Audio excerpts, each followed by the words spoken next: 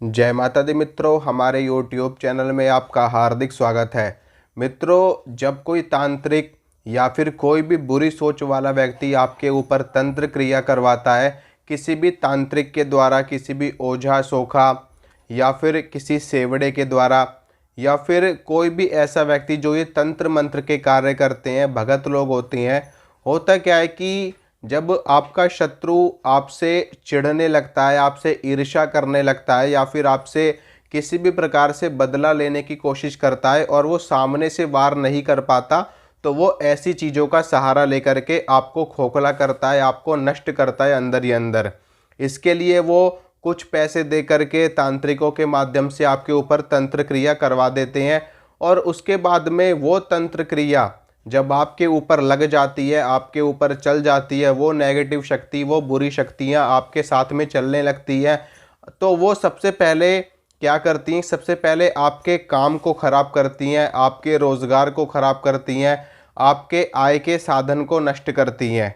क्योंकि जब वो आपके आय के साधन को नष्ट कर देती हैं, आपके काम को नष्ट कर देती हैं, तो सबसे बड़ी चोट तो इंसान वहीं से खा जाता है। क्योंकि आज के समय में पैसा बहुत ही ज़्यादा ज़रूरी है, और कुछ भी खाने के लिए, कुछ भी पीने के लिए, कुछ भी पहनने के लिए, कुछ भी कहीं भी रहने के लिए, हर जगह पैसे की ज़रूरत पड़ती है। तो ऐसे में क्या होता है कि जब वो बुरी शक्तियाँ आपके रोज़गार को नष्ट कर देती हैं, तो इंसान आधे से ज़्यादा तो वहीं ख़त्म हो जाता है। क्योंकि अगर आपके पास पैसा नहीं होगा तो ना तो आप खा पाओगे, ना आप पी पाओगे, ना आप रह पाओगे, ना आप किसी भी काम को करने में सक्षम हो पाओगे। तो ऐसे में क्या होता है कि जो बुरी शक्तियाँ होती है, आपके काम को ख़त्म करती हैं। आपके काम को ख़त्म करने के बाद में वो आपके शरीर को ख़त्म करना शुरू करती हैं, अंदर ही अंदर आपके शरीर को खोखला करना शुरू कर देती हैं। कभी कोई बीमारी आपको लगेगी, कभी कोई बीमारी आपको लगेगी। बार बार दवाइयाँ खाओगे, कुछ दिनों के लिए ठीक हो जाओगे, दोबारा से वैसे ही हो जाओगे।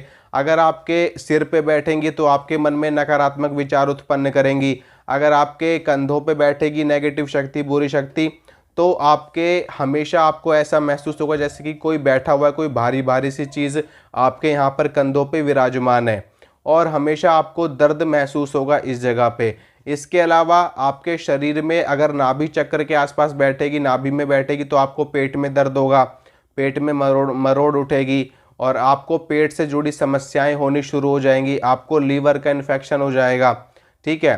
आपको लीवर के तरह तरह के रोग आपको लग जाएंगे। आप चेकअप भी करवाओगे तो उसमें तो आपका नॉर्मल निकलेगा, शुरुआत में नॉर्मल निकलेगा, लेकिन बाद में ये चीज़ें जब रोग बना देती हैं वहाँ पर बैठ करके, हमारे शरीर के किसी भी हिस्से में ये जो बुरी चीज़ें होती हैं, ये लगातार बैठते बैठते उस जगह को एकदम ख़राब कर देती हैं, डैमेज कर देती हैं। तो होता क्या है कि वहाँ पे ऑटोमेटिक में रोग बनने शुरू हो जाते हैं।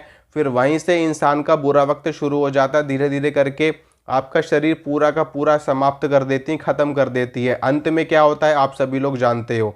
तो इन चीज़ों से अपने आप को बचा करके रखना बहुत ही ज़्यादा ज़रूरी होता है।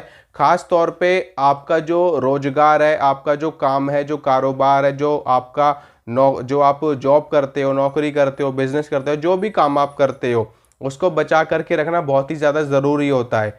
उसके लिए मैं आपको कुछ चीज़ें बताता हूँ इस वीडियो में। आप अगर ये करोगे तो इससे ये जो बुरी शक्ति आपके काम को प्रभावित कर रही है, आपके काम को इफ़ेक्ट कर रही है, ये चीज़ ये नहीं कर पाएंगी, ठीक है। और शरीर का बचाव भी आपका हो जाएगा साथ में।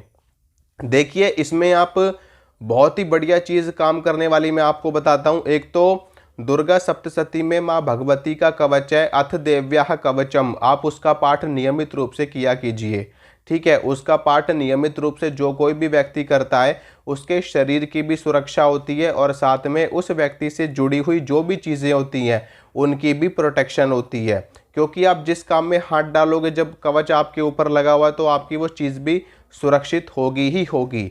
दूसरी चीज़, बजरंग बाण का पाठ। अगर आप नियमित रूप से बजरंग बाण का पाठ करते हो, यही बजरंग बाण जेहि मारे ताहि कहो फिर कौन उबारे, पाठ करे बजरंग बाण की हनुमत रक्षा करे प्राण की। तो बजरंग बाण का पाठ जो कोई भी व्यक्ति करता है, स्वयं हनुमान जी महाराज उसकी रक्षा करते हैं।